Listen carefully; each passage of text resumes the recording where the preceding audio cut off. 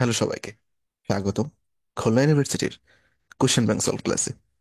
এই ভিডিওতে আমরা খুলনা ইউনিভার্সিটিতে 18-19 সেশনে আসা কোশ্চেন সমূহ সমাধান করব। তাহলে চলো শুরু করা যাক। প্রথম প্রশ্ন, দেখো ভাইয়া, এখানে বলতেছে যে সরল দোলন গতির পর্যায়কালের সমীকরণ।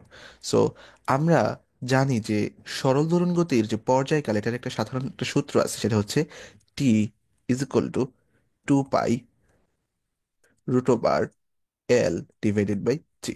এখন আমরা যদি এইটাকে উভয় পাশ থেকে বর্গ করে দিই, তাহলে হয় টি স্কোয়ার ইজ ইকুয়াল টু 2 পাইকে বর্গ করলে হয় 4 পাই স্কোয়ার, রুট চলে যাবে, তাহলে এল ডিভাইডেড বাই জি। এখন অপশনে দেখো হইয়া আমাদের জি এক পাশে আছে, তার মানে আমাদেরকে জিটাকে এক পাশে নিয়ে যেতে হবে। এখন জিটাকে যদি আমরা এক পাশে নিয়ে যাই, এটাকে যদি আমরা ওই পাশে নিয়ে যাই, আর টি স্কোয়ারকে যদি আমরা এই পাশে নিয়ে আসি, তাহলে দাঁড়ায় G is equal to 4 pi square L divided by T square. এইটা তাই তো।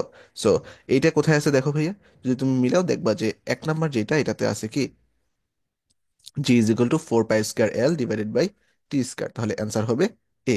ওকে, সো এখানে করেও দেওয়া আছে, তোমাদেরকে একটু ভেঙে দেখানোর জন্য আমি ওইভাবে দেখানো আর কি। ওকে, সো হোপফুলি তোমরা এটা বুঝতে পারছো। ওকে, সূত্রটা থেকে একটু করলেই এসে পড়ে। ওকে, তাহলে নেক্সট 2 নম্বরে দেখো ভাইয়া, মানে 22 নম্বরে দেখো যে দুইটা পরমাণু দেওয়া আছে এবং তাদের যথাক্রমে ভর সংখ্যা এবং প্রোটন সংখ্যা দেওয়া আছে। ওকে, তো এইরকম মানে যখন প্রশ্ন আসবে, তখন তোমরা প্রথমে দেখবা যে এক এক চোখের দেখাতে কোনোটা মিলানো যায় কিনা, অর্থাৎ আইসোবার, আইসোটন এবং আইসোটোপ, এগুলো এগুলাই মূলত সাধারণত অ্যান্সার হয়। আইসোমার খুব একটা দেয় না, আইসো ডায়াফারও দেয় না, আইসো ইলেকট্রন খুবই রেয়ার। ওকে, সো মানে মূলত এই তিনটাই বেশি দেয়, আইসোমার, আইসো ডায়াফার, আইসো ইলেকট্রন একটু কম দেয়। ওকে, সো আইসো ইলেকট্রনটা বেশি দেয়, আইসোমার ডায়াফার দেয় না বললেই চলে। ওকে, সো এখানে দেখো ভাইয়া, আর্গনের বলতেছে 40 18, আর ক্যালসিয়ামের 40 19। তার মানে দেখতেই পাচ্ছ যে দুইটার মিল আছে 40 40। 40 আর 40 যদি মিল থাকে, তার মানে এদের কি ভর সংখ্যা মিল। সো আমরা জানি কি, যাদের ভর সংখ্যা মিল তাদেরকে বলা হয় আইসো বার। ভর সংখ্যা যদি একই হয় তাদেরকে আমরা বলি আইসো বার। যদি প্রোটন সংখ্যা এক হয় তাকে আমরা বলি আইসোটোপ। যদি নিউট্রন সংখ্যা একই হয় তাহলে তাকে বলা হয় আইসোটন, নতে নিউট্রন, নতে মানে আইসোটন। ওকে, সো হোপফুলি তোমরা এগুলা জানো। ওকে, তাহলে নেক্সট দেখো ভাইয়া, বলতেছে যে কোনটি জুলের তাপীয় ক্রিয়ার সূত্র নয়। ওকে, সো আমরা জানি কি যে জুলের যে তাপীয় ক্রিয়া, এটার একটা বেসিক সূত্র হচ্ছে এইচ ইজ ইকুয়াল টু, কোথায় লিখতে পারি, ওয়েট, জুলের যে তাপীয় ক্রিয়ার যে একটা সূত্র আমরা জানি, এটা হচ্ছে H is equal to I square RT. এটা হচ্ছে আমরা জানি। ওকে, সো এছাড়া আরো সূত্র আছে, ভিডিও সূত্র আছে V square by R T. So ওইগুলোতে আমরা না যাই। সো মানে যেটা এখানে মিলতেছে ওইটাতে আমরা ওইটা দিয়ে আমরা করি। So H is equal to I square R T, এই সূত্রটাতে আমরা দেখো তো ভাইয়া, আমরা যদি কনস্ট্যান্ট ধরি আর আর টি কে, তাহলে এভাবে লেখা যায় না কিনা, এইচ সমানুপাতিক আই স্কোয়ার। হ্যাঁ, লেখা যায়। সো এখন তারপর যদি আই স্কোয়ার আর টি মানে কনস্ট্যান্ট হয়, তাহলে আমরা এইচ সমানুপাতিক আর এটা লিখতে পারি কিনা, হ্যাঁ এটাও লিখতে পারি। আর এটা তো সূত্রটা তো ইয়াটা তো আমরা সমানুপাতিক দিয়ে লিখতেই পারি, এইচ সমানুপাতিক I square R T. Okay, so এটা তো আমরা লিখাই যায়। কিন্তু কথা হচ্ছে প্রশ্নে দেখো ভাইয়া, এই তিনটা বাদেও আরেকটা দেওয়া আছে, এটা হচ্ছে কে দিয়ে। So K into I square R T, এরকম কোনো কিছুকে আমরা কখনো পাইছি, এই যে এরকম কোনো কিছু আমরা কখনো পাইছি, পাই নাই। তাহলে এখানে কি বলছে যে কোনটি জুলের তাপীয় ক্রিয়ার সূত্র নয়, অর্থাৎ এখানে সূত্র নয় এইটা জানতে চাইছে, তাই না? সো সূত্র নয় যখন যেহেতু জানতে চাইছে, তাহলে অ্যান্সার হবে ডি। সো হোপফুলি তোমরা বুঝতে পারছো। ওকে, এখন 25 নম্বরটা দেখো, এটা একটা ইম্পর্টেন্ট কোশ্চেন। ওকে, সো এটা একটু আমরা ভালো করে বুঝে নেব। ওকে, কি বলছে, একখণ্ড বরফ উপর থেকে ভূমিতে পতিত হলো, এতে পতন শক্তির 50% তাপে রূপান্তরিত হওয়ায় বরফ খণ্ডটির 1/4 গলে গেল। খণ্ডটি কত কিলোমিটার উচ্চতা হতে পতিত হয়েছিল? আচ্ছা ভাইয়া, আমরা যে এই যখন বরফ গলনের যে সূত্রগুলো আছে এগুলো জানি কিনা, Q is equal to M S del theta, আবার যে যখন সুপ্ত তাপ গ্রহণ করে তখন Q is equal to M L F, এগুলো তো আমরা জানি তাই না? সো এখানে মূলত সুপ্ত তাপটাই গ্রহিত হবে, এখানে তাপমাত্রার কোনো পরিবর্তন হবে না, এখানে মূলত তাপ গ্রহণ করবে। ওকে, তাহলে আমরা আরো জানি যে যখন উপর থেকে কোনো কিছু পড়ে তখন তার যে গতিশক্তি বা বিভব শক্তি, এই শক্তিটাই মূলত বরফ গলনের জন্য বা যে কোনো কিছুর জন্য ব্যবহৃত হয়ে থাকে। Okay, Q is equal to M S del theta বা এমএলএফ এই সূত্রগুলোতে ইউজ হয়। সো এখানে দেখো ভাইয়া, কোনো ধরনের গতিশক্তি যদি আমরা মানে অনেক সময় গতিশক্তির সূত্র ইউজ করি, অনেক সময় বিভব শক্তির সূত্র ইউজ করি। এখানে কোনো গতিশক্তি রিলেটেড কোনো ডাটা দেওয়া নাই। ওকে, তাহলে আমরা বিভব শক্তির সূত্রটা ইউজ করব। ওকে, সো আমরা জানি কি যে বিভব শক্তি is equal to W is equal to M G H, এটা তো জানি। সো এইটা ইজ ইকুয়াল টু কি হওয়ার কথা, যে Q is equal to M S del theta বা এম এল এফ। এখানে যেহেতু তাপমাত্রার কথা বলা নাই, অর্থাৎ এখানে সুপ্ত তাপ গ্রহণ করছে, তাই এখানে এটা হবে এম এল এফ সূত্র।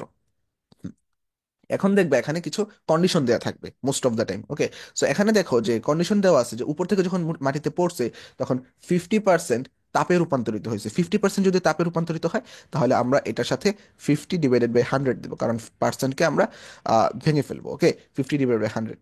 ওকে, তারপর বলছে যে বরফ খণ্ডটি যে গলছে, অর্থাৎ যে সুপ্ত তাপ গ্রহণ করে গলছে, এটা কিন্তু পুরাটা গলে না, এটা হচ্ছে 1/4 গলছে। কতটুকু গলছে ভাইয়া? 1/4। 1/4। ওকে, সো এটা দিয়ে আমরা এখন করব। ওকে, সো এখানে দেখো ভাইয়া, উভয় পাশ থেকে কিন্তু আমরা কাটা দিতে পারি। উভয় পাশ থেকে আমরা কাটা দিতে পারি, ভর কাটা দিতে পারি। ওকে, সো এখন আমরা বাকিগুলোর মানগুলো বসিয়ে ফেলবো। যেমন বা এই 50কে 100 দ্বারা ভাগ দিলে 0.5। ওকে, 0.5। এবং তারপর হচ্ছে জি এইচ, তো জি এর মান কত? 9.8। এবং এইচ কত? এইচ তো আমরা বের করবো, তাই না? এইচ হচ্ছে আমরা বের করব। এইচ আমরা বের করব। আচ্ছা, একটু নিচে দেখি। তারপর হচ্ছে 1.4 ইন্টু এম, তো কাকাটা চলে গেছে, এল এফ। তো এল এফ হচ্ছে বরফ গলনের আপেক্ষিক সুপ্ততাপ। সো বরফ গলনের আপেক্ষিক সুপ্ততাপ হচ্ছে 3,36,000। 3,36,000। ওকে, সো এইটা, এখন এটা তোমাদের কাজ হচ্ছে এইটা এখান থেকে এইচ এর মানটা বের করে ফেলা। এটা তখন তো মানে ক্যালকুলেটর ছিল, তাই তখন করা ইজি হয়েছে। তোমাদের ক্ষেত্রে আসলে মানে আরো সহজ মান মান আসবে, বা এটাও করা সম্ভব একটু ভেবেচিন্তে হ্যান্ড ক্যালকুলেশন করলেই এটা করা সম্ভব। ওকে, সো আমি জাস্ট প্রসেসটা দেখিয়ে দিলাম যে এটা তোমরা কিভাবে করবে। ওকে, তখন ক্যালকুলেটর ছিল তাই একটু মানে পয়েন্ট দিয়ে মান আসছে। ওকে, আচ্ছা, তাহলে এখানে অ্যান্সার হবে সি। ওকে, সি নাম্বারটা অ্যান্সার। ওকে, সো হোপফুলি বুঝতে পারছো। তাহলে নেক্সট। আচ্ছা, এখানে দেখো ভাইয়া, কোন কোন বিষয়ের উপর তেজস্ক্রিয় মৌলের অর্ধজীবন নির্ভর করে। আচ্ছা, সো আমরা যখন এই যে তেজস্ক্রিয়তা চ্যাপ্টারটা যখন আমরা পড়ছি, তখন আমরা জানি যে কোনো একটা মৌল যে কি পরিমাণ ক্ষয় হবে। ওকে, সো এটা মূলত বাহ্যিক যে প্রভাবক এগুলোর উপর নির্ভর করে না। ওকে, তাপ, চাপ, তারপর যে ঘনমাত্রা, এগুলোর উপর সাধারণত নির্ভর করে না। এবং কি পরিমাণ মৌল আছে তার উপরও কিন্তু নির্ভর করে না মৌলের যে মানে অর্ধজীবন। ওকে, এটা কিন্তু নির্ভর করে না। কেননা, কারণ যে মৌলের অর্ধজীবন মূল জিনিসটা মূলত কি, ধরো কোনো একটা জায়গায় প্রায় 100টা মৌল আছে। কয়টা মৌল আছে? 100টা মৌল আছে। তার অর্ধজীবন সময় পার করার পর সেখানে কয়টা মৌল থাকবে? 50টা মৌল থাকবে। তারও অর্ধজীবন সময় পার করার পর সেখানে কয়টা মৌল থাকবে? 25টা মৌল থাকবে। সো এইভাবে প্রত্যেকটি হাফ সময় পর যে মৌলের সংখ্যা আদিতে যা থাকে তার অর্ধেক হতে থাকে। এখানে কিন্তু কখনোই এটার যে অর্ধজীবন, এটার যে পরিমাণ, এটার উপর নির্ভর করে না। ওকে, সো এটা আনুপাতিক হারে মূলত অর্ধেক হতে থাকে। সো 25 থেকে কত হবে? 25 থেকে এটা পরবর্তীতে 12.5%-এ চলে যাবে। 12.5। ওকে, সো এইভাবে মূলত কমতে থাকে। ওকে, সো এখানে মোলের অর্ধজীবন তোমরা দেখো কখনোই ইয়ার উপর নির্ভর করে না যে এটা মৌল কি কতটুকু মৌল আছে, বাট তোমরা কতটুকু মৌল আছে এটা নির্ভর করবে না। কিন্তু এখানে যে মৌলের প্রকৃতি, তুমি এখানে ইউরেনিয়াম নিতেছো, থোরিয়াম নিতেছো নাকি রেডিয়াম নিতেছো, কোন ধরনের তেজস্ক্রিয় মৌল তুমি নিতেছো তার উপর নির্ভর করবে যে এক এক মৌলের, আমরা জানি এক এক মৌলের জন্য তার অর্ধজীবনটা সাধারণত ফিক্সড থাকে। ওকে, সো যেহেতু মৌলের প্রকৃতির উপর নির্ভর করে, মানে ইউরিয়াম, থোরিয়াম এগুলোর উপর নির্ভর করে, সো এই জন্য অ্যান্সার হবে সি। এখানে চাইছে কোন বিষয়ের উপর যে আমাদের তেজস্ক্রিয় মৌলের অর্ধজীবন নির্ভর করে। তাপ, চাপ, ঘনমাত্রা মানে স- ইয়ার উপর এগুলা কখনোই নির্ভর করবে না। মানে অর্ধজীবন কি হবে তার উপর কখনো পারিপার্শ্বিক যে ফ্যাক্টরগুলো আছে এগুলো কখনো কাজ করবে না। ওকে, সো মৌলের নিজস্ব উপাদানিক বৈশিষ্ট্য বাদে। ওকে, সো 28 নাম্বার, চলন্ত গাড়ির টায়ারের ভেতর কোন তাপগতীয় প্রক্রিয়া চলে। আচ্ছা, আচ্ছা ভাইয়া, চলন্ত গাড়ির যে, আমরা তো জানি যে একটা টায়ার যখন চলে তখন তার ভিতর যে ভি, অর্থাৎ তার যে আয়তন, এটা কনস্ট্যান্ট থাকে। ওকে, তার মানে সেখানে সম আয়তনিক প্রক্রিয়া চলে। বাকিগুলো কেন না? এখানে বলছে সমষ্ণ, তার মানে কি সমষ্ণ মানে কি? সমান তাপ, তাপমাত্রা। এখন সমান তাপমাত্রা কি অলওয়েজ থাকা ম্যান্ডেটরি না? মানে এক এক সময় এক এক তাপমাত্রা হতেই পারে। তারপর রুদ্ধতাপ, এটা কি মানে চাকাটা কি রুদ্ধতাপই, অর্থাৎ তাপ বের হতে পারবে না এরকম কিছু?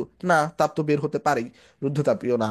তারপর হচ্ছে সমচাপ। আচ্ছা, চাকার চাপ কি অলওয়েজ সেম থাকে? না, যখন ভার বেশি বহন করবে তখন বেশি চাপ, কম বহন করলে কম চাপ। ওকে, সো হোপফুলি তুমি বুঝতে পারছো। ওকে, তাহলে আমরা নেক্সট যাই। 30 নম্বর দেখো, ঘূর্ণায়মান বস্তুর গতিশক্তি কি? Kinetic energy. আচ্ছা ভাইয়া, আমরা কি জানি যে কোনো একটা বস্তুর গতিশক্তি এর সূত্র কি? Half M V square. গতিশক্তির সূত্র কি? Half M V square. Okay, so এখন আমরা এই যখন কোনো একটা রৈখিক গতিকে যখন আমরা কৌণিক গতিতে মানে ঘূর্ণায়মান কোনো বস্তু অর্থাৎ কৌণিক গতিতে নিতে চাই, তখন আমরা এই রৈখিক গতি থেকে যে এম কে লিখি হচ্ছে জড়, সরি, এম কে লিখি হচ্ছে জড়তার ভ্রামক অর্থাৎ আই। এম এর জন্য লিখবো হচ্ছে আই। আর এই যে ভি, ভি এর জন্য জানি আমরা ওমেগা, অর্থাৎ কৌণিক যে বেগ ওইটা লিখি আমরা ওমেগা। সো এখানে ভি এর উপর স্কয়ার আছে, ওমেগা স্কয়ার হবে। ওকে, সো তাহলে এখানে সূত্র কোনটা মিলতেছে? Half I omega square. তাহলে অ্যান্সার হচ্ছে এ নাম্বার। ওকে, সো হোপফুলি বুঝতে পারছো। ওকে, তাহলে নেক্সট দেখো, তড়িৎচুম্বক বলের বাহক কণা কোনটি? ওকে, তড়িৎচুম্বক বলের বাহক বাহক কণা কোনটি? ওকে, সো এখানে এই যে কোনটা কোন বলের বাহক কণা, এটা কিন্তু আমাদের জন্য খুবই ইম্পর্টেন্ট। এখানে যদিও অ্যান্সারটা দেখো, এখানে হচ্ছে ফোটন অ্যান্সার দেয়া আছে। ওকে, আমি ভাবছিলাম ভুল দেয়া আছে, এখানে অ্যান্সার ফোটনই হবে। ওকে, সো তড়িৎচুম্বক বলের ক্ষেত্রে যে বাহক কণা, এটা হচ্ছে ফোটন। এখন বাকিগুলো যদি আমাদের বইয়ে দেখো, মহাকর্ষীয় বল সম্বন্ধে বলছে, সবল নিউক্লিয় বল সম্বন্ধে বলছে, দুর্বল নিউক্লিয় বল সম্বন্ধে বলছে। তোমরা একটু এভাবে মানে কোনটা কোন বলের বাহক কণা এটা একটু জেনে নিবা। সো আমি যদি এখান থেকে একটু বলার ট্রাই করি যে বোসন সাহেব, এটা হচ্ছে আমাদের যে মানে দুর্বল নিউক্লিয় বল, আমাদের যে দুর্বল নিউক্লিয় বল, এটা হচ্ছে বোসল বোসন সাহেব, অর্থাৎ মানে বোসন কণার মানে বোসন কণার আদান প্রদানের ফলে মূলত দুর্বল নিউক্লিয় বল হয়, সক্রিয় হয় আর কি। ওকে, এটার বাহক কণা হচ্ছে বোসন। তারপর গ্র্যাভিটন, যেহেতু গ্র্যাভিটন শব্দটার মধ্যে আছে, দেখো গ্র্যাভিটন হচ্ছে কি আমাদের যে মহাকর্ষীয় বল, আমাদের যে গ্র্যাভিটি বা মহাকর্ষীয় বলের জন্য বাহক কণা হচ্ছে গ্র্যাভিটন। সো বাকি থাকে একটা তড়িৎচুম্বক, আর এটা থেকে গ্লুয়ন কি সরল যে সবল যে বল, সেইটা সবল নিউক্লিয় বল। ওকে, সো সো হোপফুলি বুঝতে পারছো, গ্লুয়নটা একটু দেখে নিবা। ওকে, এটা হতে মিস্টেক হতে পারে। ওকে, তো নেক্সট, বলের মাত্রা সমীকরণ কোনটি? ওকে, সো বলের মাত্রার সমীকরণ হচ্ছে, এটা তো আমরা অনেকে মুখস্থ করি তাই না, ml/2, ml/2। ওকে, সো এটা এভাবেও মানে করেও দেখা যায় যে বল মানে কি F = ma, তাই না? F = ma। সো F যদি ma হয়, m মানে কি বড় হাতের m মানে মাস, আর এ দ্বারা কি বোঝায় L/T−2, অর্থাৎ যে লেন্থ তারপর T−2 অর্থাৎ Sec/2। ওকে, সো হোপফুলি তোমরা এগুলো জানো। ওকে, সো নেক্সট বলতেছে যে এক পারসেক কত আলোকবর্ষের সমান? সো প্রথম কথা হচ্ছে ভাইয়া, আলোকবর্ষ, এক আলোকবর্ষ ইজ ইকুয়াল টু কতটুকু, এটা তোমরা জানো কিনা?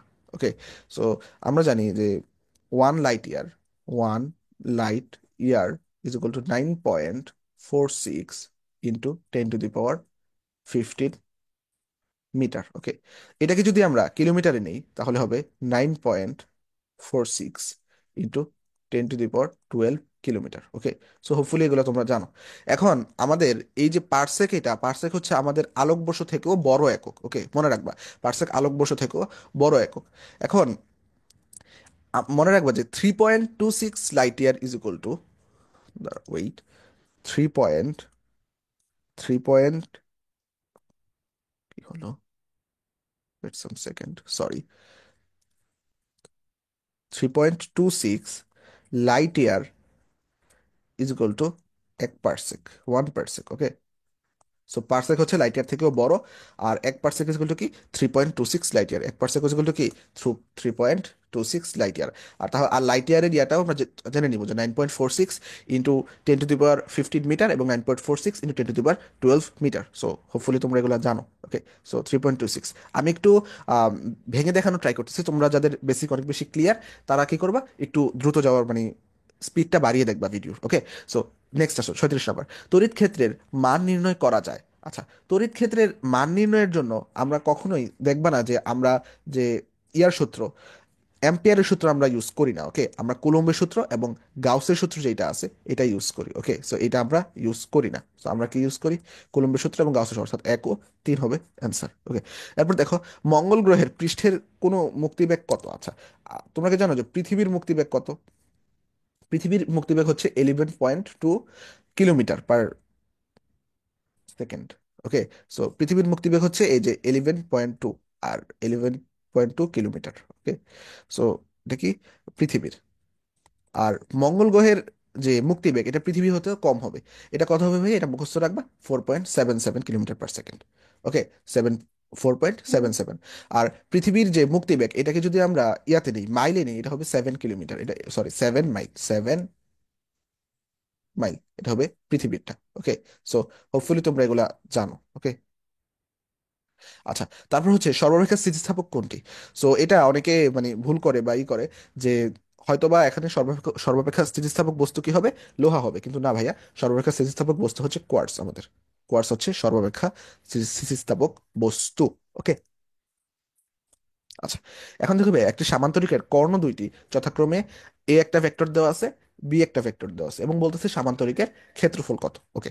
সো আমাদের বইয়ে দেখবা ভাইয়া এখানে 3টা সূত্র আছে, এই 3টা সূত্র তোমাদের কাজ হবে একটু ভালোভাবে পড়ে ফেলা। সো আমরা যদি সূত্রগুলো একটু দেখানোর ট্রাই করি যে 3টা সূত্র কি কি। যখন মনে করবা ধরো দুইটা ভেক্টর দেওয়া আছে এ ও বি, যখন এই দুইটা ভেক্টর কর্ণ নির্দেশ করবে, কি কি নির্দেশ করবে? কর্ণ নির্দেশ করবে, তখন যে ক্ষেত্রফল, এটার সূত্র হবে কি? হাফ ইন্টু এ ক্রস বি, ওকে, এটা হবে সূত্র। যদি এই দুইটা বাহুই আমাদের ত্রিভুজ নির্দেশ করে, কি নির্দেশ করে? ত্রিভুজ, তাহলেও সূত্র হবে হাফ ইন্টু এ ক্রস বি। যদি এই দুইটাই আবার সামান্তরিক নির্দেশ করে, কি নির্দেশ করে? সামান্তরিক, সামান্তরিকের দুটি বাহু, সরি, সামান্তরিকের দুটি বাহু, সামান্তরিকের দুই বাহু, একটা হচ্ছে, এটা হচ্ছে সামান্তরিকের দুইটা কর্ণ, আর এটা হচ্ছে সামান্তরিকের দুইটা বাহু, ওকে।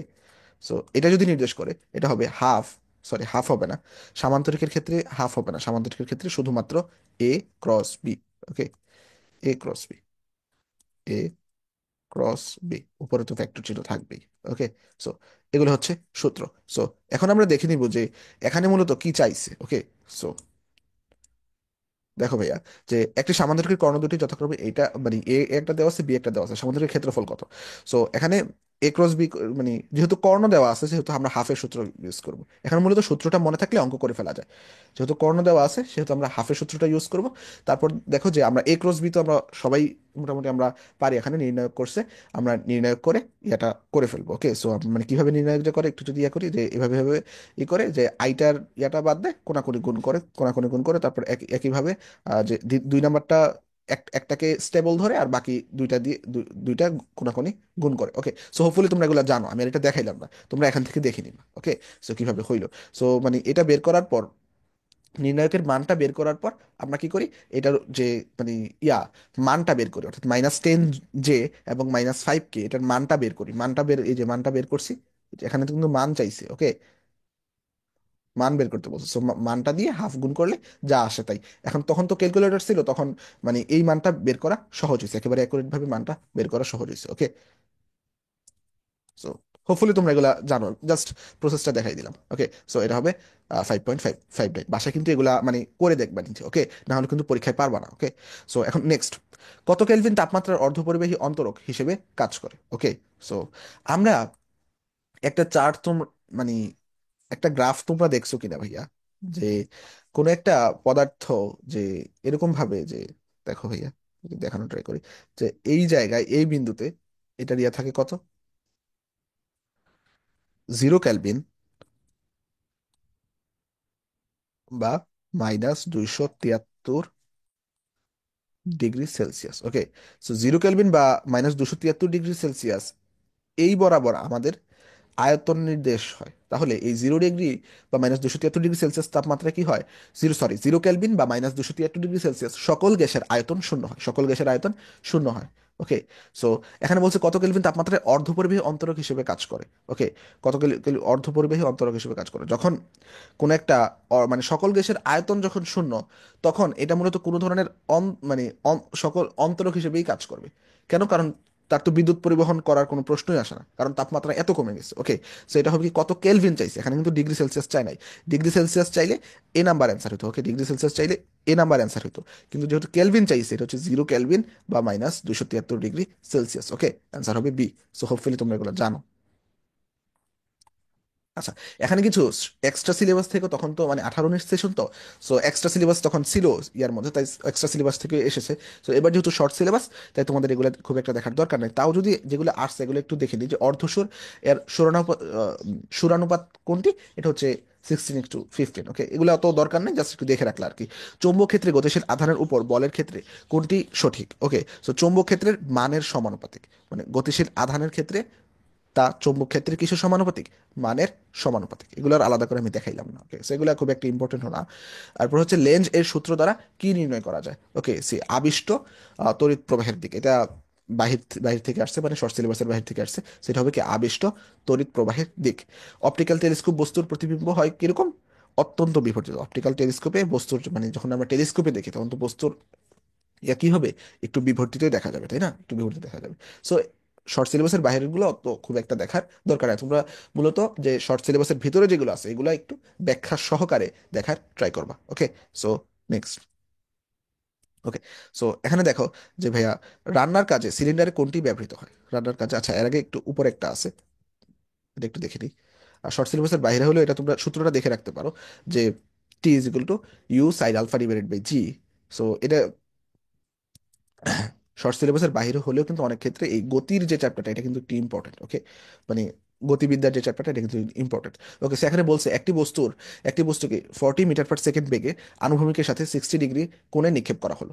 বস্তুটির সর্বোচ্চ উচ্চতায় পৌঁছাতে কত সেকেন্ড লাগবে? সো সর্বোচ্চ উচ্চতায় পৌঁছাতে যে সূত্র লাগবে, এটা হচ্ছে, যেহেতু এখানে কোণ দেওয়া আছে, সেহেতু আমাদের যে কোণের যে সূত্রটা, আমরা চাইলে কিন্তু T = U/G সূত্রটা ইউজ করতে পারতাম। ওকে, মানে এটা সহজ যে সূত্রটা আছে, সো এটার সাথে সাইন আলফা কেন দিব?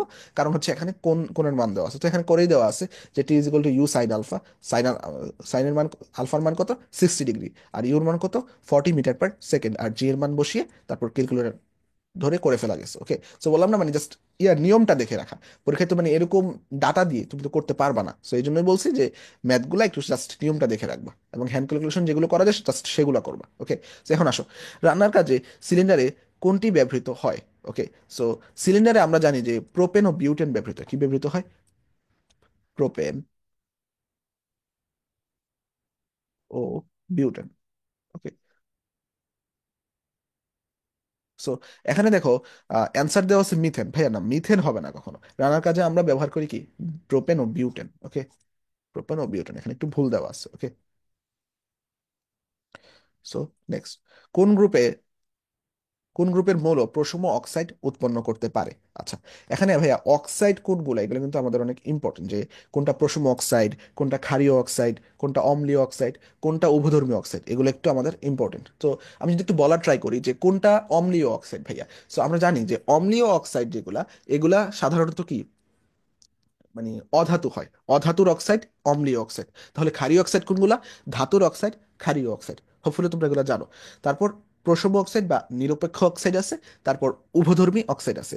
উভধর্মী অক্সাইড দুইটাই একটু বিখ্যাত, এটা একটু তোমরা মনে রাখবো। উভধর্মী অক্সাইড দুইটা কি, একটা হচ্ছে Al2O3 এবং বেরিলিয়াম অক্সাইড। ওকে, এটা হচ্ছে, ওই দুটো হচ্ছে কি, উভধর্মী অক্সাইড। এই দুইটা উভধর্মী অক্সাইড। সো এখানে বলছে প্রশম অক্সাইড বা নিরপেক্ষ অক্সাইড। সো প্রশম অক্সাইড বা নিরপেক্ষ অক্সাইড মনে রাখার একটা তোমরা করতে পারো, যে আচ্ছা না থাক, এখানে আমরা অন্য জায়গায় দেখাবো, সমস্যা নাই।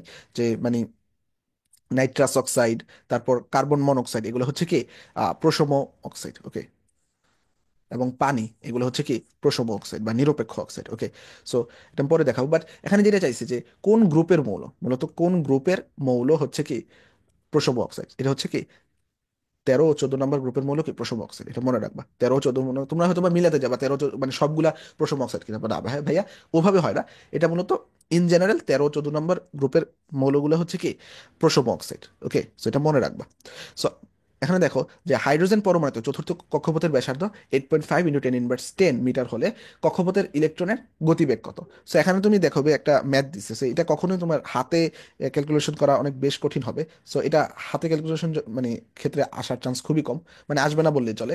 সো এখন তুমি জাস্ট সূত্রটা দেখে রাখতে পারো যে বেগ যেটা v = nh/2π m r। So কিভাবে করছে এটা একটু দেখে রাখতে পারো, এটা আসার চান্স নাই। ওকে।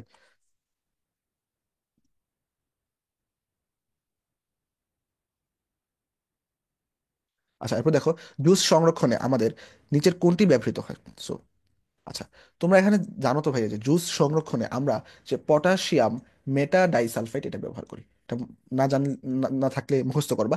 পটাশিয়াম বেটা ডাইসালফাইড কি কি কি সংরক্ষণে? জুস সংরক্ষণে। তারপর যদি আমরা বাকি অপশনগুলো একটু দেখা ট্রাই করতে, আমরা জানি ভিনেগার, ভিনেগার হচ্ছে একটা কৃত্রিম খাদ্য সংরক্ষক, একটা কৃত্রিম খাদ্য সংরক্ষক। ওকে। তারপর হচ্ছে সোডিয়াম বেনজয়েড। সো আমরা জানি বেনজয়েড কিন্তু আমরা অনেক খাদ্যে ব্যবহার করি এবং এটা একটা উত্তম খাদ্য খাদ্য সংরক্ষক হিসেবে ব্যবহৃত হয় কিন্তু।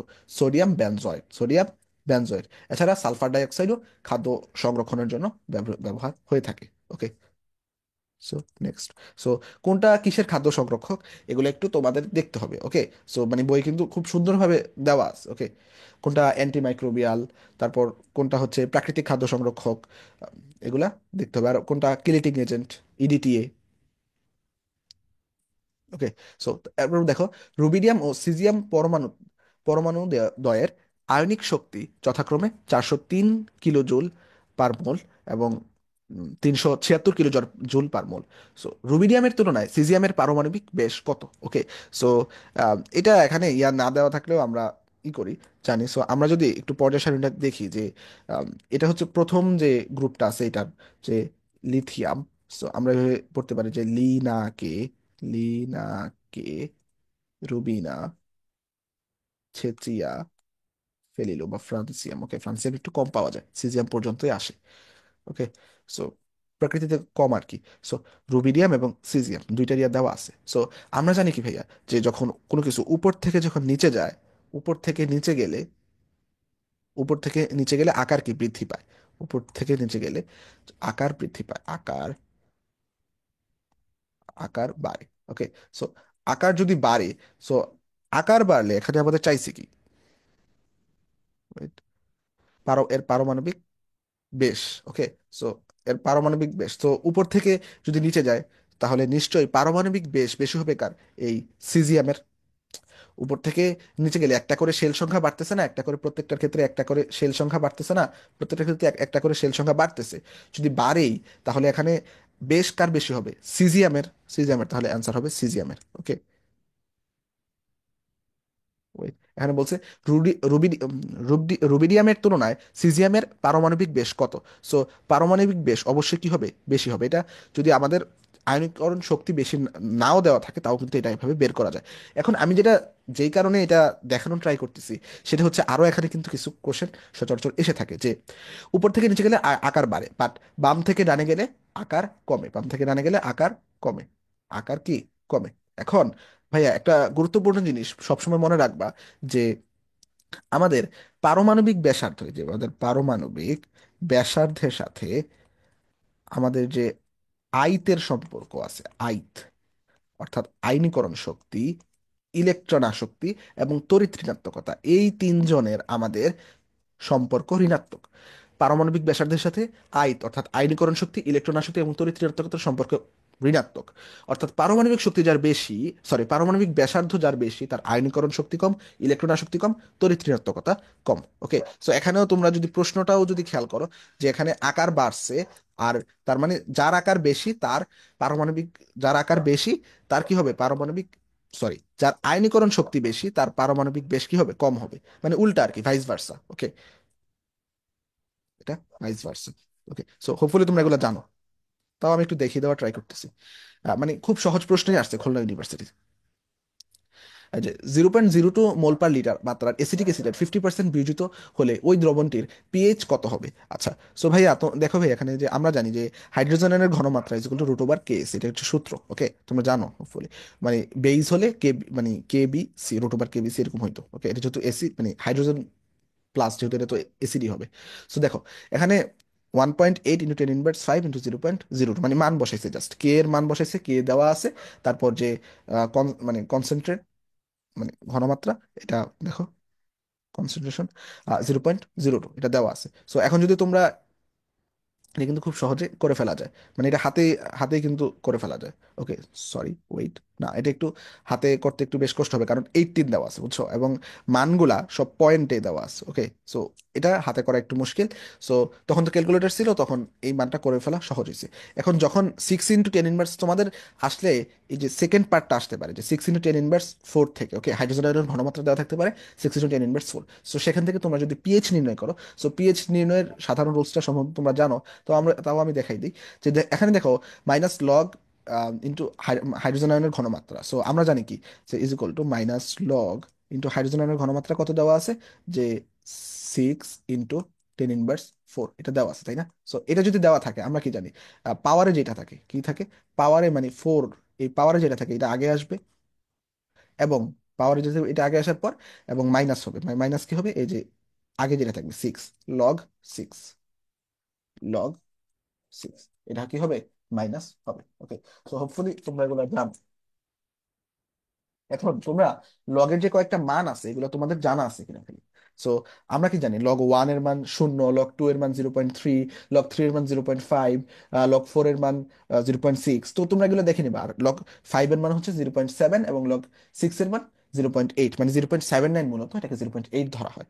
সো তোমরা যদি এটা দেখো, এখানে হচ্ছে কি 4 মাইনাস কি 0.8, সো 4 থেকে যদি 0.8 বিয়োগ করি তাহলে 3.2। সো এখানে দেখো এই কাছাকাছি অ্যান্সার কোনটা আছে, কাছাকাছি অ্যান্সার কোনটা আছে দেখো, 3.22 এই নাম্বারটা। ওকে, তাহলে অ্যান্সার হবে কি এ। ওকে, সো তোমরা পিএইচ নির্ণয় করার যে শর্টকাটটা, এটা একটু দেখে নিবা, তাও তো আমি এখানে দেখাই দিলাম যে কিভাবে নির্ণয় করে। ওকে, আর লগের মানগুলো একটু মুখস্থ রাখতে হবে। ওকে, সো এটার অ্যান্সার হচ্ছে কি এ নাম্বার। আচ্ছা, তারপরে দেখো, চোখে অ্যাসিড লাগলে কোন দ্রবণটি ব্যবহার করা ছিল। আচ্ছা ভাইয়া, অ্যাসিড লাগলে আমরা তো ক্ষারই ইউজ করবো, তাই না? অ্যাসিড লাগলে তো আবার অ্যাসিড দিব না, অ্যাসিড লাগলে ক্ষার ইউজ করবো। ওকে, সো এখানে কোন ক্ষারটা ইউজ করবো, এটা ল্যাবরেটরি চ্যাপ্টার থেকে এসেছে, এটা সোডিয়াম বাইকার্বনেট, ল্যাবরেটরি নিরাপদ ব্যবহার চ্যাপ্টার থেকে আর কি। তো সোডিয়াম বাইকার্বনেট আমরা কি ব্যবহার করবো অ্যাসিড লাগলে। তো যদি আমরা ক্ষার লাগে, তাহলে আমরা মূলত বোরিক অ্যাসিডটা ব্যবহার করে থাকি। ওকে, ক্ষার লাগলে বোরিক অ্যাসিড, মানে কোনো জায়গায় যদি ক্ষারীয় ইয়া লাগে, তাহলে আমরা বোরিক অ্যাসিড ইউজ করি। আর যদি অ্যাসিড লাগে, তাহলে আমরা সোডিয়াম বাইকার্বনেটটা ইউজ করি। ওকে, তারপর হচ্ছে অক্সিওসিডের তীব্রতার ক্ষেত্রে কোন নির্দেশকটি আহ, সঠিক। ওকে, সো ভাইয়া অক্সি অ্যাসিড কিন্তু আমাদের ভার্সিটির পরীক্ষায় অনেক বেশি আসে, তাই এটার যে বেসিকটা, এটা ক্লিয়ার করা অত্যন্ত গুরুত্বপূর্ণ।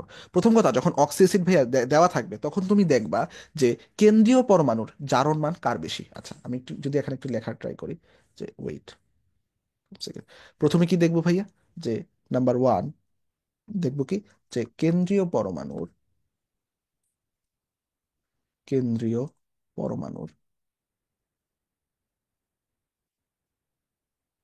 জারণ মান, জারণ মান বেশি। ওকে, কেন্দ্রীয় পরমাণু জারণ মান যার কি বেশি। এখন জারণ মান যদি সেম হয়ে যায়, জারণ মান যদি সেম হয়ে যায়, আমরা দেখব কেন্দ্রীয় পরমাণুর আকার বেশি, সরি আকার ছোট, আকার ছোট। তাহলে কি বললাম, অক্সি অ্যাসিডের তীব্রতার ক্রমের ক্ষেত্রে কে বেশি তীব্র হবে, যার জারণ মান বেশি। যদি জারণ মানও সেম হয়ে যায়, যার আকার ছোট হবে তার তীব্রতা বেশি, যার আকার ছোট হয়ে যাবে তার তীব্রতা কি বেশি। আমি ভেবে মনে রাখতাম যে ছোট মরিচের হয়তো বা ঝাল বেশি, সো এই জন্য যার আকার ছোট তার মূলত কি তীব্রতা বেশি। ওকে, সো এখানে যদি আমরা একটু মিলাই, প্রথমটা যদি মিলিয়ে স্টার্ট করি, যে দেখো, যে অক্সিজেন মানে O3 দেওয়া আছে, তো অক্সিজেনের তো -2, তাহলে তিনটা অক্সিজেনের কত, -6। ওকে, সো এখানে কি -6, আর হাইড্রোজেন কি +1, তাহলে ক্লোরিনের কত হবে +5। ওকে, সো বাকিগুলো দেখি, এখানে কেন্দ্রীয় পরমাণু ক্লোরিন, এখানে নাইট্রোজেন, এখানে ক্লোরিন, হোপফুলি তোমরা এগুলো জানো। সো এখানে কি -4 +1, এখানে কি হবে +3, এখানে কি হবে -2 +1, আর যেহেতু এটা দেওয়া আছে, তাহলে এখানে কি হবে, যে মানে প্লাস, কি বলে +1। ওকে, সো এখানে কি 5 3 1, অর্থাৎ যার জারণ মান বেশি, যার জারণ মান বেশি তার কিন্তু মানে তার দিকেই মুখ করা আছে, সে আগে আছে, তারপর কম, তারপর বেশি। যেহেতু এগুলো সিরিয়ালে আছে, তাহলে অ্যান্সার হবে এ নাম্বারটাই। অ্যান্সার হবে কি এ নাম্বারটা, বলে দেওয়া যেতেছে। তাও আমরা নিচের গুলা কেন না একটু আমরা দেখবো। ওকে, তো এখানে দেখো H3PO3, এখানে অক্সিজেনের কত, অক্সিজেন হচ্ছে -6, হাইড্রোজেনের কত +3। তাহলে এটা কি হবে, ফসফরাস তো হবে কত হবে, +3। ওকে, সেখানে 3 আসছে। সো এখানে দেখো নাইট HNO2 এটার কত, -4, হাইড্রোজেনের +1, তাহলে এটার কত, +3। HClO4 এখানে কত, -2, তাহলে +1, +1। ওকে, সো এখানে সিরিয়াল আছে, কিন্তু তুমি দেখো এখানে কিন্তু সব মানে এক মানে H3PO3 ও নাইট্রিক অ্যাসিডের মধ্যে দুইটা সমান যেহেতু, তো আমরা কার আকার ছোট তাকে আগে রাখবো, কার আকার ছোট তাকেই তো আগে রাখবো, তাই না? এখানে কিন্তু নাইট্রোজেনের আকার ফসফরাস থেকে ছোট, তাহলে আমাদের সূত্র অনুযায়ী মানে আমাদের রুলস অনুযায়ী নাইট্রিক অ্যাসিডের আকারটা আগে থাকার কথা ছিল। ওকে, সেটা কিন্তু এখানে নাই। ওকে, সো তারপর দেখো HNO3, এখানে অক্সিজেন কত, -6, এখানে কত, +1, তাহলে এটা কত হবে, +5। H3PO3 আর ইয়া কত, এটা -6, এটা কত, +3, তাহলে এটা কত হবে, +3, এটা কত হবে, -6। হাইড্রোজেন এখানে দুইটা যেহেতু, এখানে +2, আর ইয়াটা বাকি থাকলো +4, সরি, +4। ওকে, সো এখানে দেখো এখানে প্রথমে হচ্ছে 5, তারপরে 3, আবার তারপরে মাঝখানে +4, তার মানে এটা হবে না। সো যদি আমরা নেক্সট শেষেটা দেখি, তাহলে নাইট্রিক HNO2, একটা নাইট্রিক অ্যাসিড, একটা nitrous acid, sorry. So HNO2, এটা হচ্ছে কি -4, এটা কি +1, +3। ওকে, -6, -2, তাহলে মাঝখানে কি হবে, সরি, +2, +4, +2, +4। সো এটা প্রথমেই মিলে না, তুমি দেখো +3 আর এখানে +4 মানে করে দিয়ে দিছে। ওকে, সেটা হবে না, বাকিগুলো হবে না। ওকে, সো অ্যান্সার হবে কি এখানে এ নাম্বার। ওকে, সো হোপফুলি মানে রুলসটা তোমরা মনে রাখবা। প্রথমে কেন্দ্রীয় মৌলের জারণ মান কার বেশি সেটা আমরা নির্ণয় করব, তারপর যদি জারণ মান সেম হয়ে যায়, কার আকার ছোট সেটা আমরা আগে রাখবো। ওকে, তারপর দেখো 51 নাম্বারটা, চুনাপাথরের একটি নমুনায় 96% ক্যালসিয়াম কার্বনেট আছে। কি আছে, 96% ক্যালসিয়াম কার্বনেট আছে।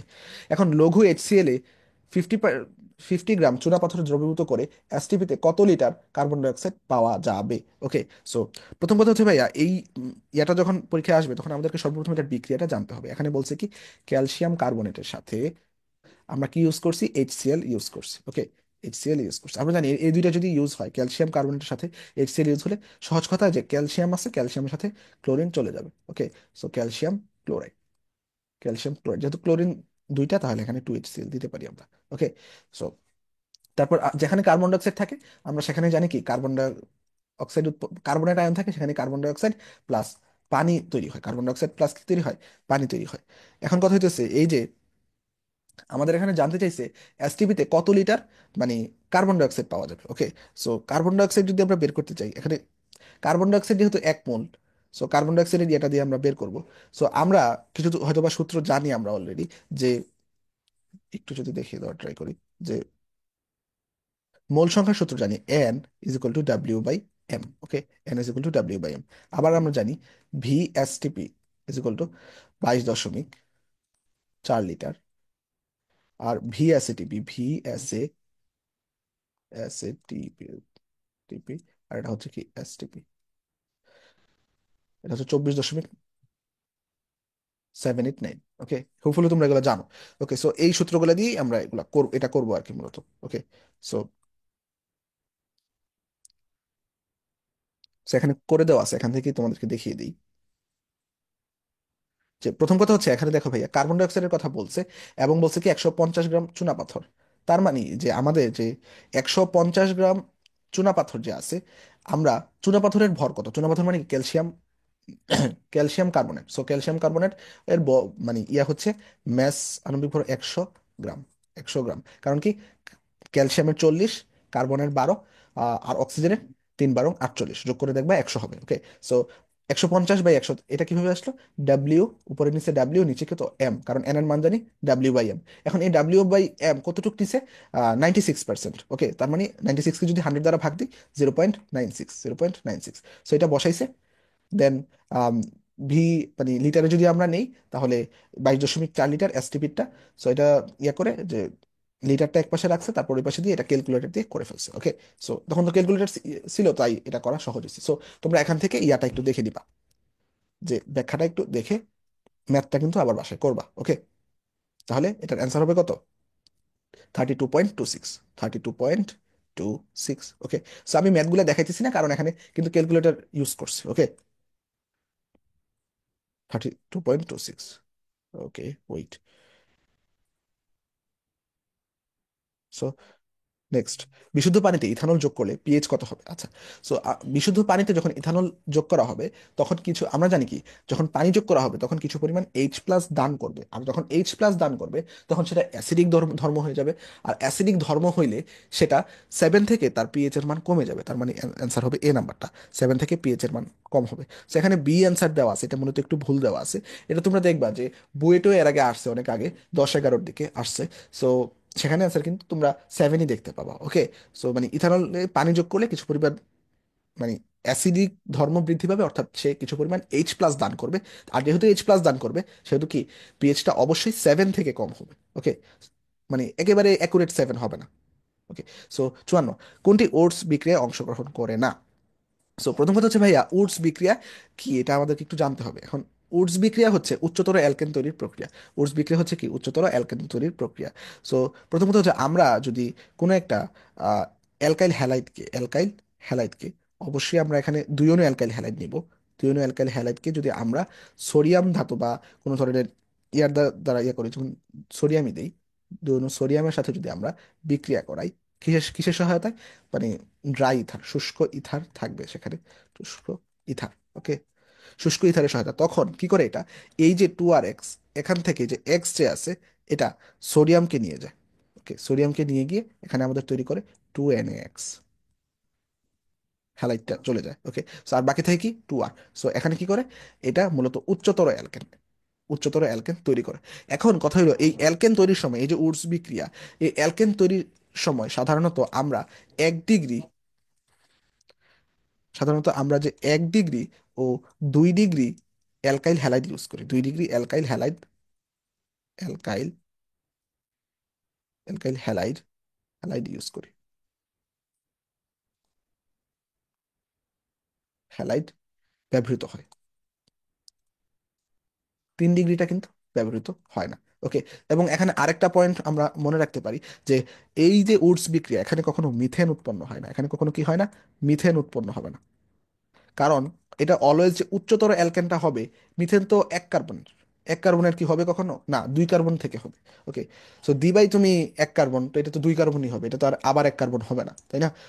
সো এখানে প্রশ্ন প্রশ্ন কি বলছে, যে কোনটি ওটস বিক্রিয়ায় অংশগ্রহণ করে না? সো আমরা মনে রাখবো যে 1 ডিগ্রি, 2 ডিগ্রি এবং 3 ডিগ্রি, সরি, মানে 1 ডিগ্রিটা ইউজ হবে, মানে এটা হচ্ছে CH3, যেহেতু একটা মূলক আছে, তাহলে এটা 1 ডিগ্রি, এবং ব্রোমিনের সাথে ইয়ে আছে, এটা 2 ডিগ্রি। সো সবগুলো তোমরা যদি তাকাও, এই শেষেরটা হবে না, কারণ শেষেরটা কি 3 ডিগ্রি, শেষেরটা কি 3 ডিগ্রি। সো এইটা অংশগ্রহণ করবে না। 3 ডিগ্রি অ্যালকাইল হ্যালাইড কখনো ওটস বিক্রিয়া কি করে না, অংশগ্রহণ করে না। এরপর দেখো, রক্তে গ্লুকোজের ঘনমাত্রা 0.05 ppm হলে কত হবে? আচ্ছা, সো এটার ক্ষেত্রে তোমরা মূলত জাস্ট তোমাদেরকে এখানে করেই দেওয়া আছে, বাট তোমরা যেটা মনে রাখবা, মানে সহজ হবে করতে, যে যখন ppm বের করতে বলবে, তখন একটা সূত্র মনে রাখবে, এটা হচ্ছে SM × 10³ SM × 10³ এই সূত্র বসাই দিবে সব, মানে ppm এর ম্যাথ মানে হয়ে যাবে। ওকে, SM × 10³ সো এখানে যদি এই সূত্রটা যদি আমরা একটু বসাই, তাহলে এস পারি কি, সলিউবিলিটি। সো এখানে কি দেওয়া আছে, যে ঘনমাত্রা যে 0.005 মোলার, তাহলে 0.005, তারপর কি বললাম, মানে এম। তাহলে এখানে গ্লুকোজের, গ্লুকোজের আণবিক ভর কত? গ্লুকোজের আণবিক ভর হচ্ছে কত? আম, 180, 180 গ্লুকোজের আণবিক ভর। ওকে, এটা মনে, গ্লুকোজের আণবিক ভর মুখস্থ রাখবা। আর সাথে কি 10³ বলছিলাম, সাথে 10³।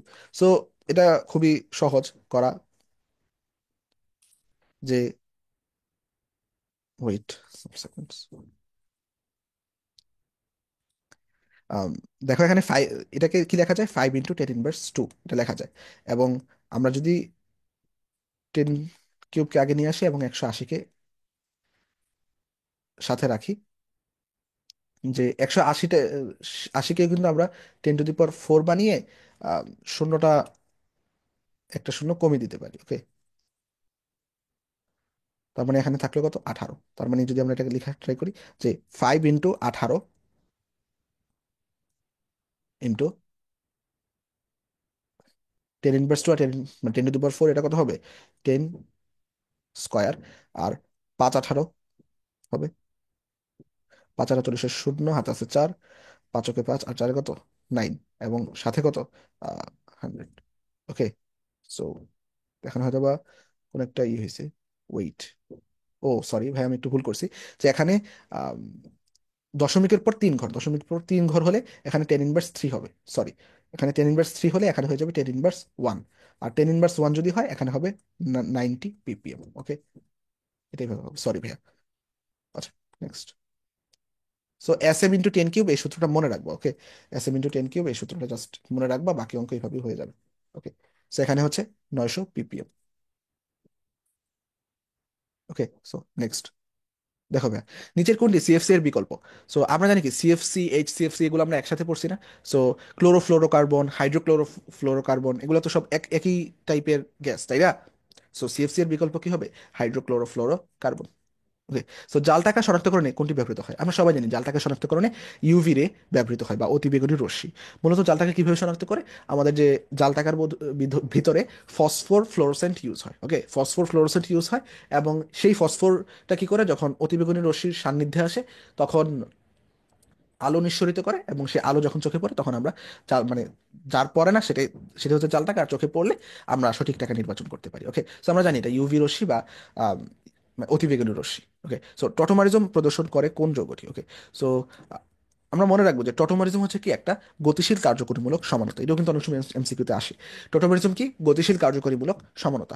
এখন টটোমারিজম প্রদর্শন করে অলওয়েজ হচ্ছে কিটো ইনল সমান, মানে টোটোমারিজম অলওয়েজ কিটোন এবং ইনলের মধ্যে হয়। তার মানে টোটোমারিজম হচ্ছে অলওয়েজ কিটো ইনল সমান, কিটো ইনল সমানু দিবে, সমানু দিবে। ওকে, সো এখন দেখো এখানে কিটোন বা ইনলের মধ্যে আছে কোনটা, এখানে কিটোন বা ইনলের মধ্যে আছে কোনটা, তোমরা প্রোপানন দেখো, দেখো প্রথমটা কিন্তু মিলে, এটা হচ্ছে কি কিটোন, প্রোপানন, এটা হচ্ছে কিটোন, এটা মিলে যাচ্ছে। বাকিগুলো কেন না, প্রোপিন এটা তো অ্যালকেন, প্রোপানল এটা অ্যালকোহল, নট ইনল। ইনল মানে কি একটা ডাবল বন্ড থাকবে, এবং সাথে করে কি একটা মানে হাইড্রোক্সিল মূলক থাকবে। ওকে, মানে ডাবল বন্ডও থাকতে হবে, সেটাকে আমরা বলি ইন যোগ অল।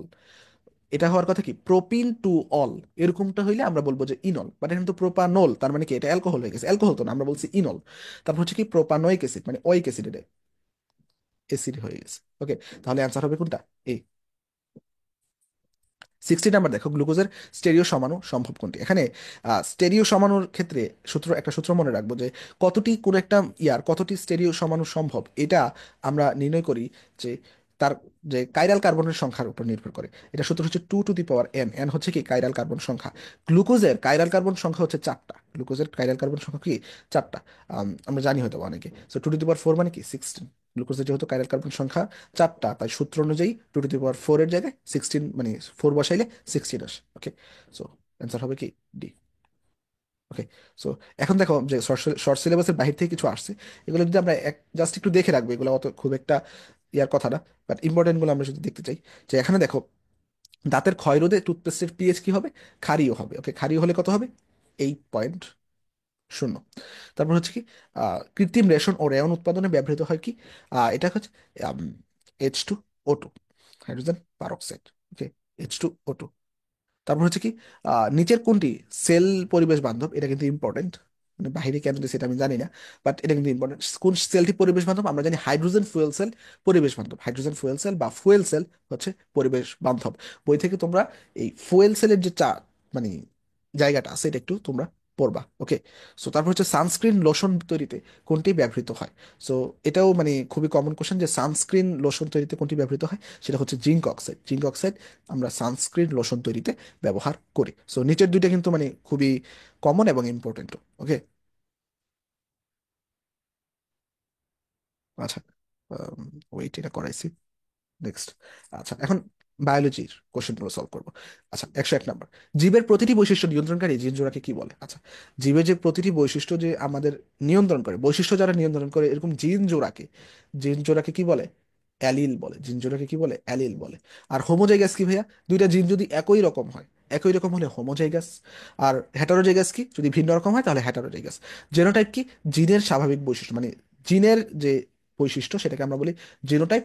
আর জিনোটাইপ বিশিষ্ট কোন একটা জীবের বাহ্যিক বৈশিষ্ট্য কিরকম সেটা হচ্ছে ফিনোটাইপ। ওকে, মানে জিনটা কিরকম দেখতে সেটা হচ্ছে জিনোটাইপ, আর ওইটার যে বাহ্যিক বৈশিষ্ট্য সেটা কিরকম, মানে কিরকম বৈশিষ্ট্যটা প্রকাশ পাইতেছে সেটা হচ্ছে ফিনোটাইপ। আর লালা গ্রন্থিতে বিদ্যমান এনজাইমের নাম কি? আচ্ছা, প্রথমত ভাইয়া মনে রাখবো, লালা গ্রন্থিতে আমাদের মানে যে দুইটা এনজাইম থাকে এটা হচ্ছে টম দ্বারা মনে রাখবো, কি দ্বারা? টম। টতে কি? টায়ালিন।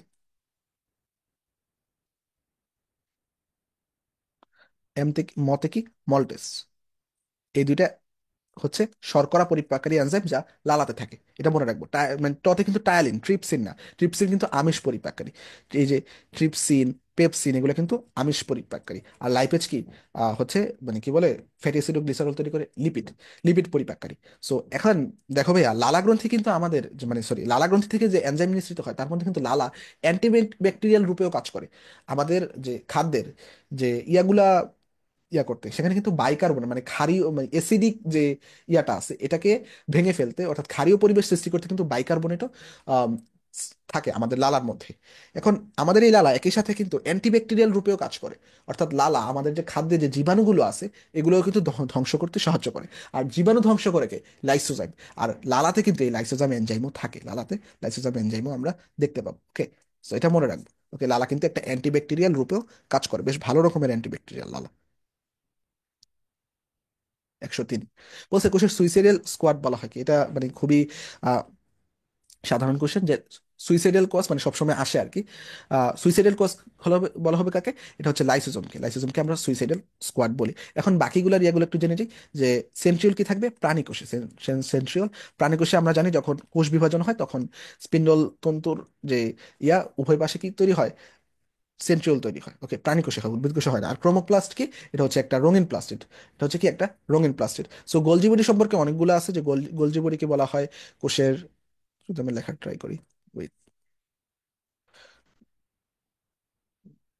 গোলজি বডিকে বলা হয় কোষের প্যাকেজিং কেন্দ্র। প্যাকেজিং কেন্দ্র।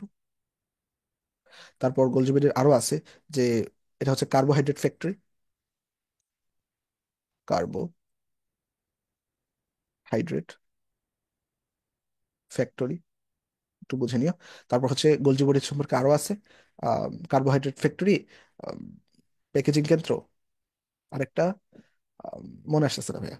সরি, কোষের ট্রাফিক পুলিশ। হ্যাঁ, কোষের ট্রাফিক পুলিশ।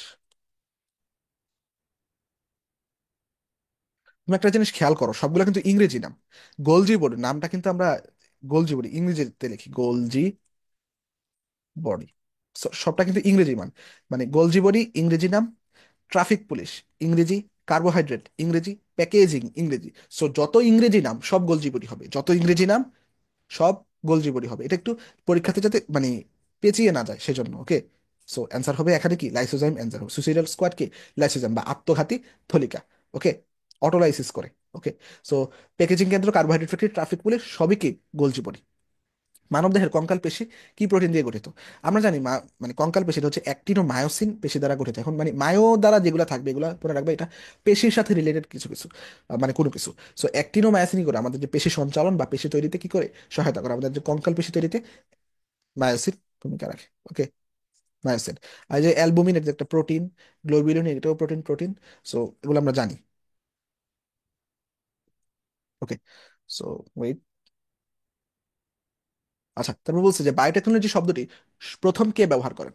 সো আমরা জানি যে বায়োটেকনোলজি শব্দটিটা মানে অধ্যায় ঠিক ঠিক প্রথম দিকেই আছে, যে হাঙ্গেরীয় প্রকৌশলী কার্ল এরেকি, হাঙ্গেরীয় প্রকৌশলী কার্ল এরেকি সর্বপ্রথম বায়োটেকনোলজি শব্দটি ব্যবহার করেন। তারপর 107, বিরাইন টার্সিয়ান ম্যালেরিয়ার পরজীবী কোনটি? এখানে ম্যালেরিয়া থেকে কোশ্চেন আসে, তার মানে এই যে ম্যালেরিয়ার যে ছকটা, এটা তোমাদেরকে পড়ে ফেলতে হবে, ওটা কিন্তু অনেক বেশি ইম্পর্টেন্ট ওই ছকটা। ওকে, সো এখানে বলছে বিরাইন টার্সিয়ান ম্যালেরিয়া।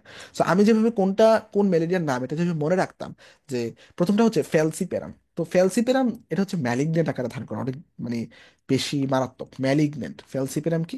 এটা হচ্ছে ম্যালিগনেন্ট, ফেলসিপেরাম ম্যালিগনেন্ট। তারপর মনে রাখতাম যে ধরো ভি মানে ভিভেক্স, এটা মানে এটা দ্বারা মনে রাখতাম যে এটা বিনাইন, ভতে ভিভেক্স ভতে বিনাইন, এটা হচ্ছে বিনাইন টার্সিয়ান ম্যালেরিয়া। ওকে, এটা ভতে ভিভেক্স ভতে বিনাইন। তারপর ওভালি, ওভালি মানে কি? ওভাম দিয়ে মনে রাখতাম যে ওভাম বা স্ত্রী জাতীয় কিছু, আর স্ত্রী জাতীয় কিছুই মৃদু হবে, অত শক্তিশালী কিছু হবে না, মৃদু হবে, তার মানে মাইল্ড বা মৃদু। ওকে, এটা হচ্ছে মৃদু টার্সিয়ান ম্যালেরিয়া, মাইল্ড বা মৃদু। তারপর হচ্ছে plasmodium Vivek, sorry plasmodium ম্যালেরি। So malaria যেহেতু এটা হচ্ছে কোয়ার্টাম, এটা কি? এটা তো কোয়ার্টাম। ওকে, এটা হচ্ছে কোয়ার্টান ম্যালেরিয়া। ওকে, এটা হচ্ছে কোয়ার্টান। সো নামগুলো মনে রাখবে, এবং এটা যে এক একটা যে সুপ্তাবস্থা, এগুলো কিন্তু ইম্পর্টেন্ট। ওকে, সো এগুলো তোমরা বই থেকে একটু পড়ে নিবা নিজ দায়িত্বে। ওকে, তাহলে এখানে কি হবে? বিনাইন টার্সিয়ান ম্যালেরিয়ার পরজীবী কোনটি? এটা হচ্ছে প্লাজমোডিয়াম ভিভেক্স, প্লাজমোডিয়াম কি? ভিভেক্স।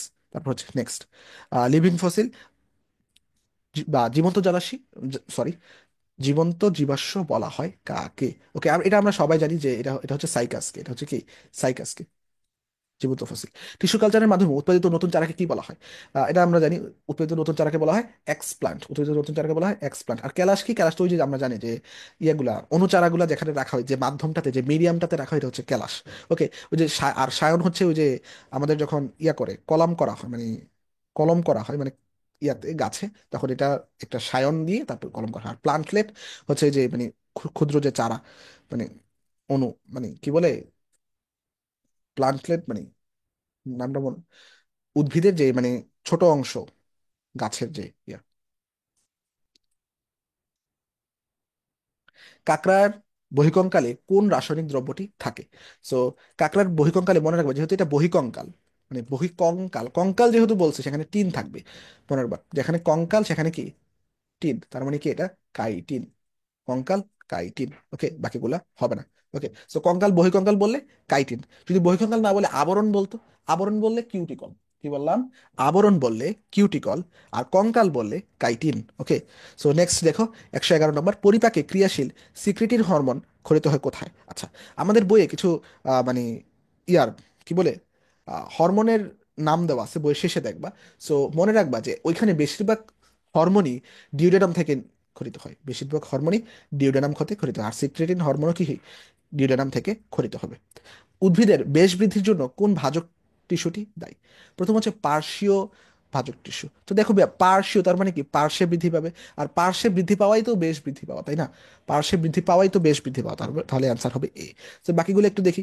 শীর্ষস্থ বা ভাজক টিস্যু, সেটা তো লম্বা হবে, মানে শীর্ষে বৃদ্ধি পাবে। তারপর হচ্ছে ইন্টার ক্যালারি ভাজক টিস্যু, এটা হচ্ছে কর্কেম্বিয়াম ইন্টারফেসিকুলার ক্যাম্বিয়াম। ওকে, সো এটা তো না, মানে ইন্টার কর্কেম্বিয়াম ইন্টারফেসিকুলার ক্যাম্বিয়াম হচ্ছে ইন্টার ক্যালারি টিস্যুর মানে ভাজক টিস্যুর উদাহরণ।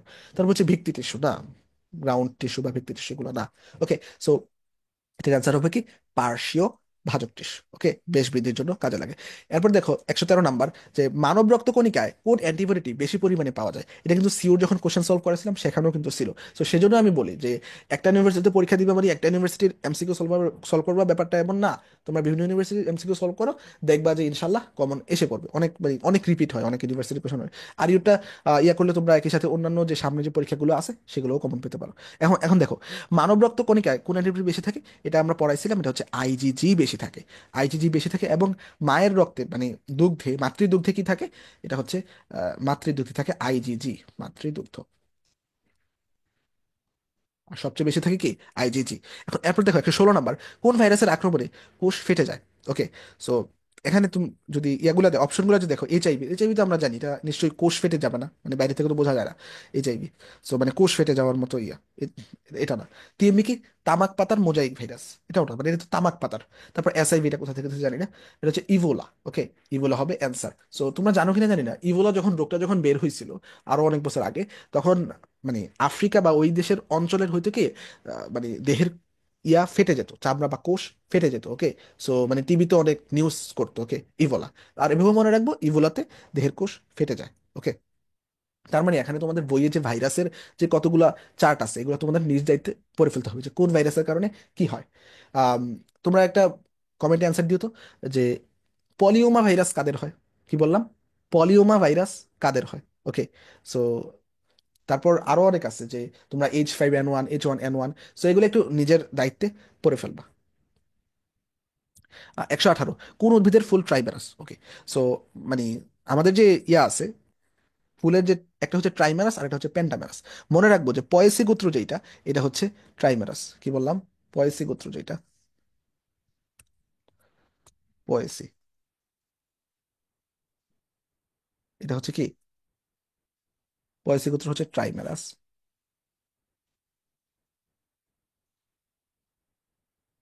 আর মালভাসি হচ্ছে পেন্টামেরাস। মালভাসি হচ্ছে পেন্টামেরাস। সো এগুলো থেকে মনে রাখবো যে কোনটা কি। ওকে, সো এখন উদাহরণে দেখো তোমরা, প্রথমটা ধান। ধান এটা হচ্ছে পয়েসি গোত্রের। ধান এটা কি? পয়েসি না? সো এখানে বলছে ট্রাইমেরাস, তার মানে এটাই অ্যান্সার হওয়ার কথা, পয়েসি। এটা হচ্ছে তার মানে অ্যান্সার হবে ধান। আর বাকি দেখো, পাট, ঢেঁড়স, জবা, এই এই সবগুলাও কি? মালভাসি। তার মানে এই সবগুলা পেন্টামেরাস। পাট, ঢেঁড়স, জবা এগুলো মালভাসি, তাই এগুলা পেন্টামেরাস। 120 নাম্বার, কোন জীবে মানুষের সমসংখ্যক ক্রোমোজোম আছে? সো এটা খুবই ফেমাস কোশ্চেন, যে কোন জীবে মানুষের সমসংখ্যক ক্রোমোজোম আছে। এটা হচ্ছে রেশম পোকা বা রেশমে পোকা। মানুষের যে ক্রোমোজোম সংখ্যা, এটা কত? 46 না 46? ওকে, 46, এটা রেশম পোকায় থাকে। ওকে, রেশম পোকায় 46 থাকে। ওকে, সো পাশাপাশি তোমাকে যে গরিলাতে কয়টা থাকে? 48। গরিলাতে 48। ওকে, গোলালও 48। আমি ভেবে মনে রাখতাম গোলালুর কেজি কত? 48। ওকে, দাম 48 আর কি। আর তারপর খরগোশটাও দেখে নিবা, খরগোশটা সম্ভবত 40। ওকে, তো তোমার কাজ হবে যে ইয়াগুলা যে চারটা আছে এটা দেখে ফেলা। বলো তো কবুতরের ইয়া কি, আমি যদি কিছু পড়াই দিই, যে কবুতর, আমাদের যে কবুতর আছে এটার ক্রোমোজোম সংখ্যা কি? তোমরা নিজ দায়িত্বে কিন্তু পড়ে ফেলবা, তাও একটু বলো তো ভাইয়া। কবুতর, কবুতরের ক্রোমোজোম সংখ্যা কত? তারপর বলবা ধান, ধানের কত? তারপর বলবা গম, গমের কত? সো এই তিনটে একটু বলো। ওকে, সো গম, তারপর আচ্ছা এগুলোই দিই। কবুতর হচ্ছে, মনে রাখবা যে কবুতর হচ্ছে 80। কবুতর হচ্ছে কি? 80। কিভাবে মনে রাখছি ভাইয়া? যে কোন একটা জিনিস 40 কিলোমিটার, কবুতর কি করতো আগে? যে রাজাদের আছে, রাজাদের চিঠি বহন করতো, সেভাবে মনে রাখতাম যে সে চিঠি বহন করার জন্য 40 কিলোমিটার পথ যেত, 40 কিলোমিটার পথ আসতো। তাহলে টোটাল কি 40 + 40 মানে কি? 80 কিলোমিটার সে পথ অতিক্রম করতো। তার মানে কবুতরের ক্রোমোজোম সংখ্যা কত? 80। তারপর ধান, সো ধান মনে রাখবা, ধান হচ্ছে 24। ধান হচ্ছে কি? 24, ধানের ক্রোমোজোম 24। সো অনেকে ধান নাই খেয়ে, না মানে ভাত না খেয়ে রুটি খায়, তাই না? তো গমের রুটি, সো গমের রুটি খেলে মানে ওজন কমানোর জন্য, তাই না? সো ধান হচ্ছে, ধানের উল্টা হচ্ছে গম, তার মানে 42। ধানের উল্টা হচ্ছে কি? গম, তার মানে কি? 42। আচ্ছা, তো ধান গম যেহেতু বলছি, ভুট্টাটাও তো একটু বলা যায়, তাই না? ভুট্টা, তাহলে বলতো ভুট্টা কত? সো মনে রাখবা, ভুট্টা ভতে ভুট্টা, ভতে 20। ভতে ভুট্টা, ভতে 20। ভতে ভুট্টা, ভতে 20। সো আরো যদি কিছু বলা ট্রাই করি, এই যে তারপর হচ্ছে আমাদের কি আছে? গরু, ছাগল। ওকে, সো গরু, ছাগল। সো গরুর কত বলো তো? সো মনে রাখবা, গরু হচ্ছে বস সাহেব। গরু কি? বস সাহেব। গরু যেহেতু বস সাহেব, গরুর হবে কত? 60। গরু, ছাগল সেম। ওকে, আচ্ছা, 60। ওকে, সো মানে এই মানে বইয়ে, তার মানে তোমাদের কাজ হবে বইয়ে যে চারটা আছে এটা খুব সুন্দরভাবে পড়ে ফেলা। ওকে, বইয়ে যে চারটা আছে এটা খুব সুন্দরভাবে পড়ে ফেলা। ওকে, নেক্সট দাঁড়াও, ওয়েট, সরি,